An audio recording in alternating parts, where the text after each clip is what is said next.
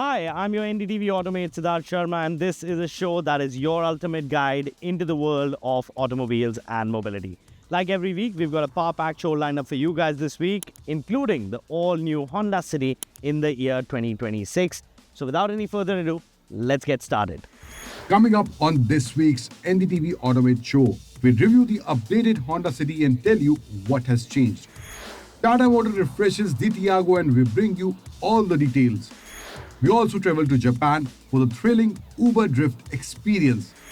Plus, a special conversation with Director General of ISMA. All this and more coming up in the show. Now sure, India has become a subcompact SUV country, but sedans aren't going anywhere and Honda believes so, and that's the reason why in the year 2026 they are back with the all-new Honda City. Ankur Taneja took it for a spin and tells you whether it's worth your money or not. Sedans may not dominate the market anymore, but every time Honda updates a city, people still pay attention. Because this isn't just another mid-size sedan. For a lot of buyers in India, the Honda City has always been the benchmark. And now Honda is saying this new version is more sharper, sportier and premium than before. But in a market full of SUVs, does the new Honda City still have enough charm left? Let's find out. The Honda City has always been known for three things: clean design, smooth driving manners, and a cabin that simply feels easy to live with. This update doesn't completely reinvent the formula, but Honda has clearly tried to make the car feel younger and more premium. There are styling tweaks, new tech, additional comfort features, and updates aimed at making the city feel more relevant in 2026. And importantly, buyers still get two very different personalities: the regular petrol version and the strong hybrid version.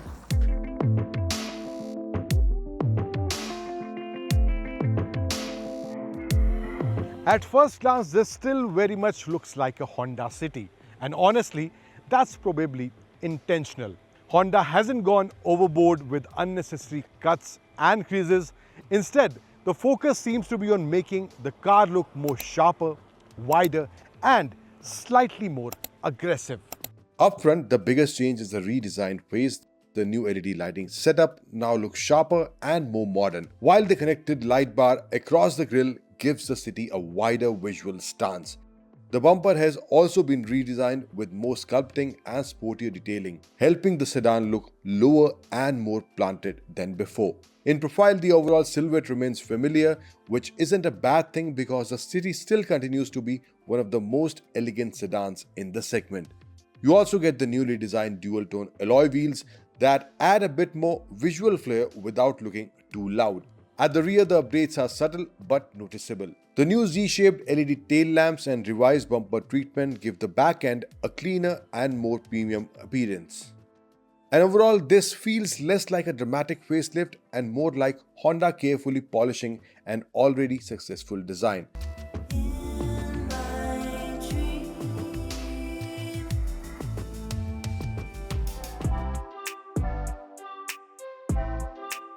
Step inside and the cabin continues with that familiar Honda approach: simple, airy and practical. The biggest update here is the larger floating touchscreen system, though it's important to note that this new screen is limited to the top variants only.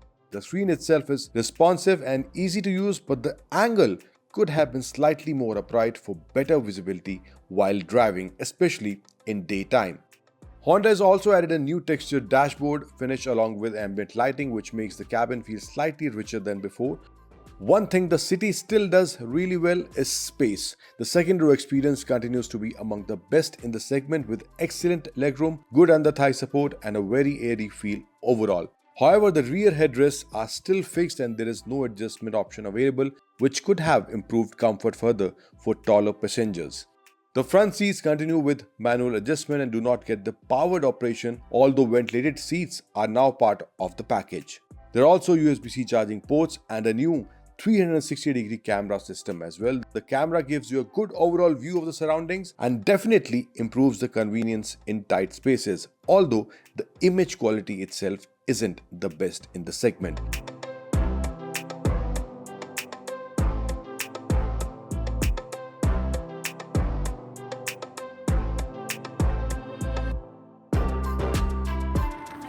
The moment you get behind the wheel of the city, it immediately reminds you why so many people still enjoy driving it.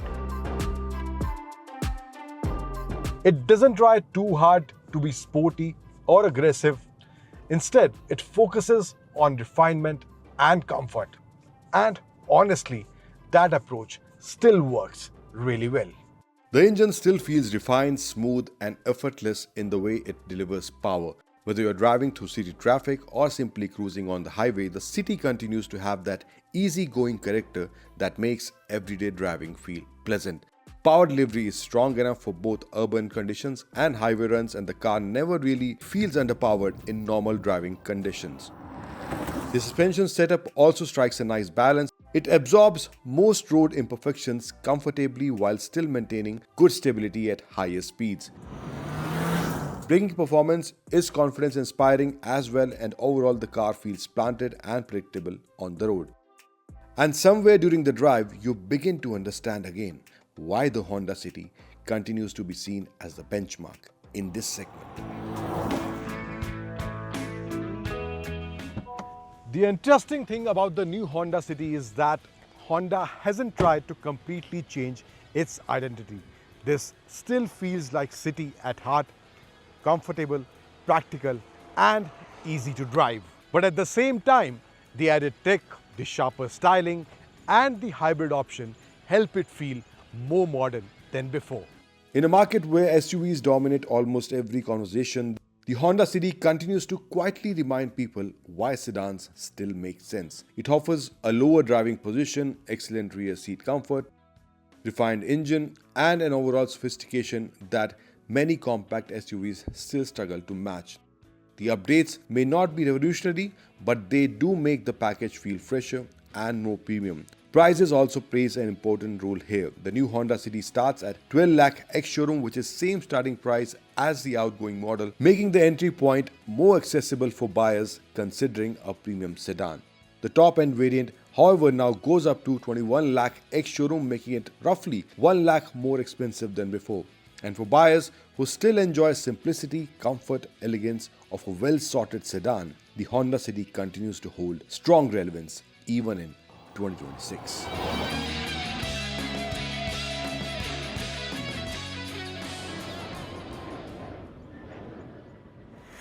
Now moving on from sedans, it's time to get you some hatchback action. There's a new hatchback in town, the facelift version of the all-new Tata Tiago. And up next, we tell you everything you need to know about it.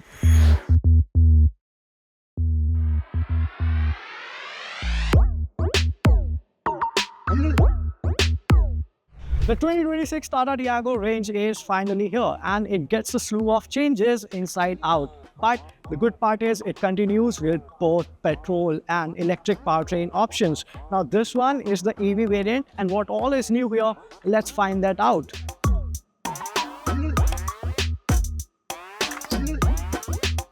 Now for the electric variant, prices start at rupees 6.99 lakh. But if you happen to buy this with battery as a service, they start at rupees 4.69 lakh and rupees 2.6 for a kilometer as your battery EMI. It continues with the same 24 kilowatt hour battery pack and then a smaller battery pack as well. The real world range stands somewhere between 205 to 215 kilometers on a full charge. Also, Tata Motors claims that in just 18 minutes, you can get up to 100 kilometers of charge on the new Tiago EV. Now on the inside, things have been substantially changed. For example, this dashboard layout is slightly revised. You get this fabric over here, there's a touchscreen infotainment, and also the instrument cluster is now fully digital. It is a 5-inch unit. Another great trick over here is that you now get dual wireless phone chargers, and also Tata Motors is claiming that the plastic bits here, they come from recycled parts from up to 15% to 75% for select trims. The steering wheel, it is new too, and so is the case with the fabric and the overall seat upholstery. Yes, seats have been bolstered in a neater fashion this time, offering a lot more support which was available on the pre-facelift model.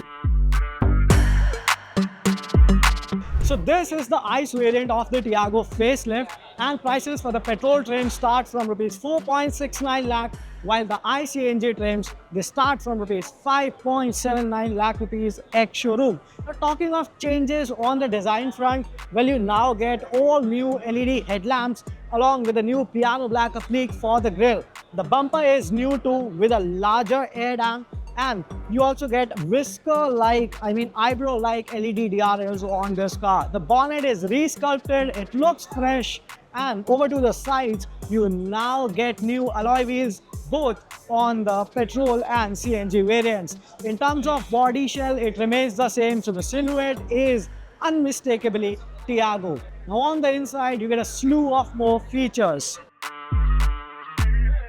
As regards for features, the Tiago now comes with 360-degree parking camera, automatic headlamps, and automatic rain sensing wipers. Also, it gets cruise control now, and the big change are the rear AC vents. Now, in the EV variant, we saw that there are dual wireless charging pads over here. They're carried over here as well, but the seats on the ICNG variants are done in a shade of fabric. So this is a black and grey theme for the inside, and it looks really minimalistic. Now on the ICNG, you get dual cylinder tech just like before. So let's quickly have a look at what's there inside the boot space. Now with the ICNG variant, you get dual cylinder technology, and even with 2 cylinders in place, you have quite some boot space on the Tiago. You can keep a couple of duffel bags over here for your weekend trips. And if we close this boot lid, you'll see that the Tiago now gets an all-new tail lamp. It comes with a connected pattern layout, especially for the reflectors, and also this bumper, it is new. So overall, the car looks fresh. But what went in bringing the Tiago out? Let's hear it from the man itself, Mr. Shailesh Chandra. When you have a 10-year-old car which is successful, designer is always a bit tentative to not change too much in the car, but still you have to change. Otherwise, people will feel that you have not changed at all. So the challenge is always how you keep the DNA of the car the same while converting that into a very modern look. So I think those have been the challenges, and I'm happy that we have been able to deliver a very compelling modern car with which is feature packed, without shifting away from the price point, and coming with all the new powertrain options, which different customers are looking for, different powertrain options. So petrol, electric as well as CNG, all options we have come with.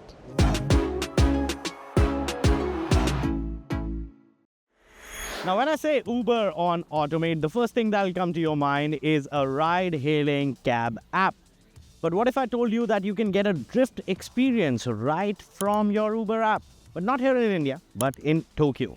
How do you do that? Up next, we tell you.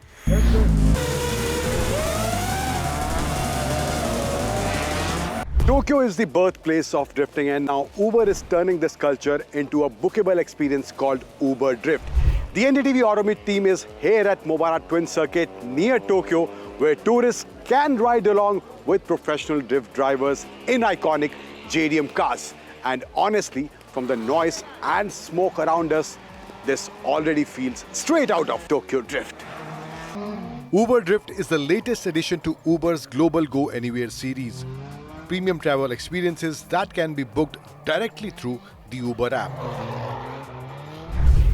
Following experiences like Uber Safari and Uber Balloon, Uber Drift marks the Asia-Pacific debut of the concept, and this one is focused entirely on Japanese car culture. Awesome!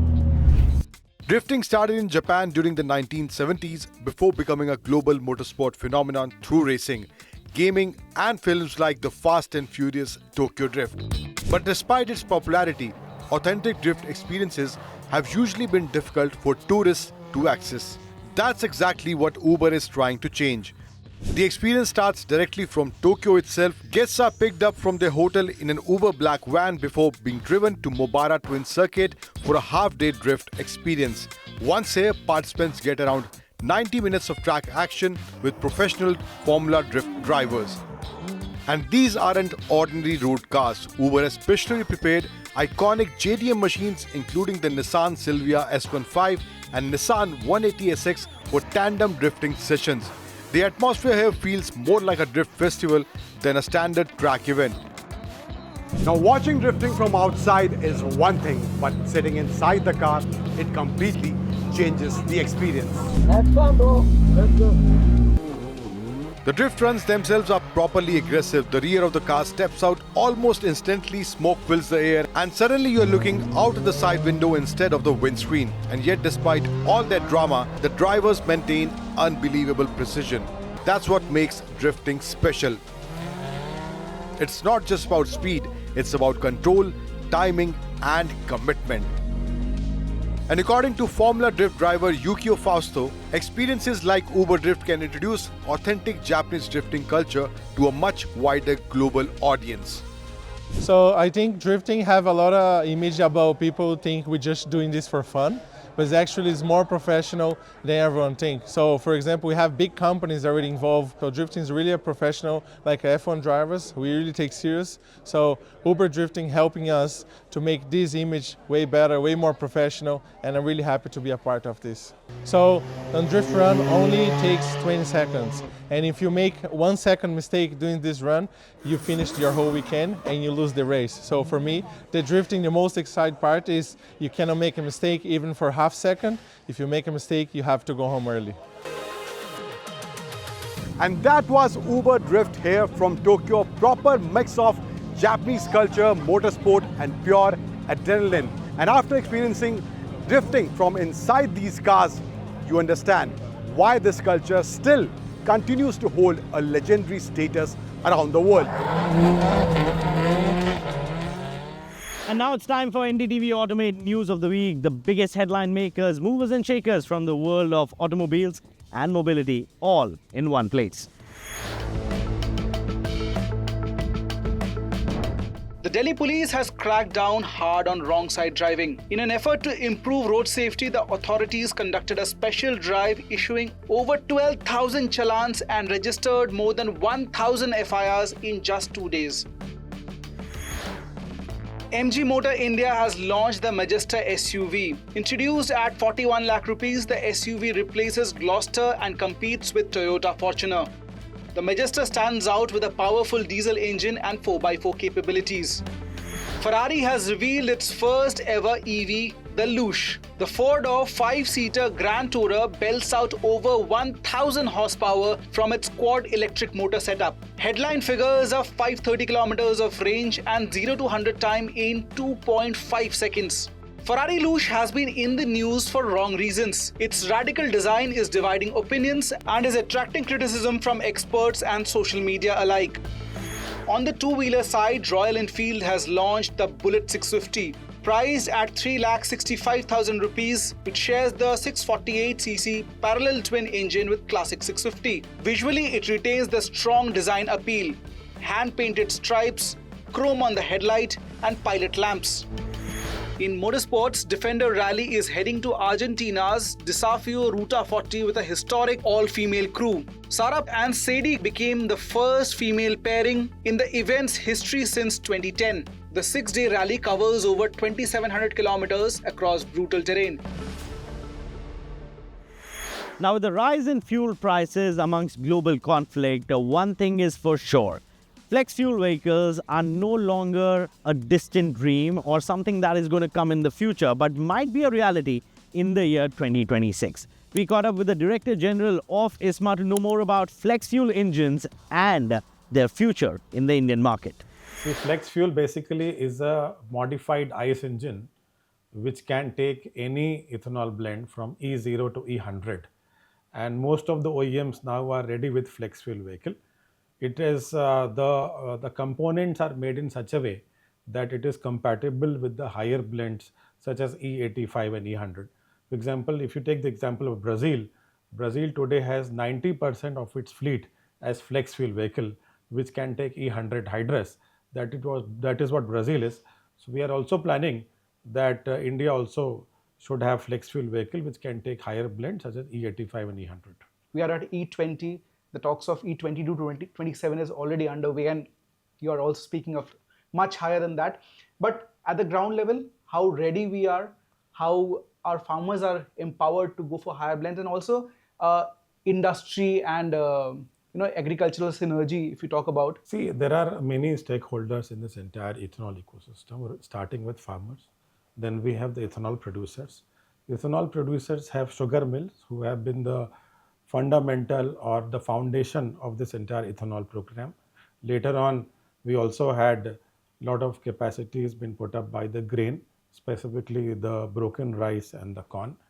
The third stakeholder is the oil marketing company, and finally the OEMs, who are the vehicle manufacturers.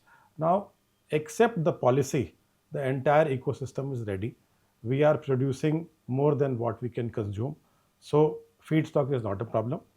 We already have the capacity of producing almost 2000 crore liter of ethanol. Today with E20, we only have the requirement of around 1100 crore liter. So we already have an overcapacity. To go beyond E20, we can perhaps go until average blend of almost E35 to E40. That is the increase in the calibrated base blend as well as E85 and E100. So average blend we can go up to E35 and E40. OEMs are already ready with the vehicles. Last year during the Bharat Mobility Exhibition, OEMs have showcased almost 19 models. The only gap we have is the policy. Once we have the policy by the government, I think we are ready to go for the higher blend. As a consumer, if I'm adopting for a FFV, flex fuel vehicle, how does it really benefit me? See, as a consumer, if you go in for a higher blend such as E85 and E100, you need to be compensated for the loss in efficiency. So we believe that is one of the policy narrative, kind of a change in the taxation structure which government is looking at. And perhaps the E85 or E100, the fuel will be much cheaper than the E20 or E22 base blend.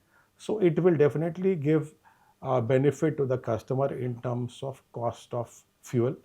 Also the GST rationalization on the vehicle.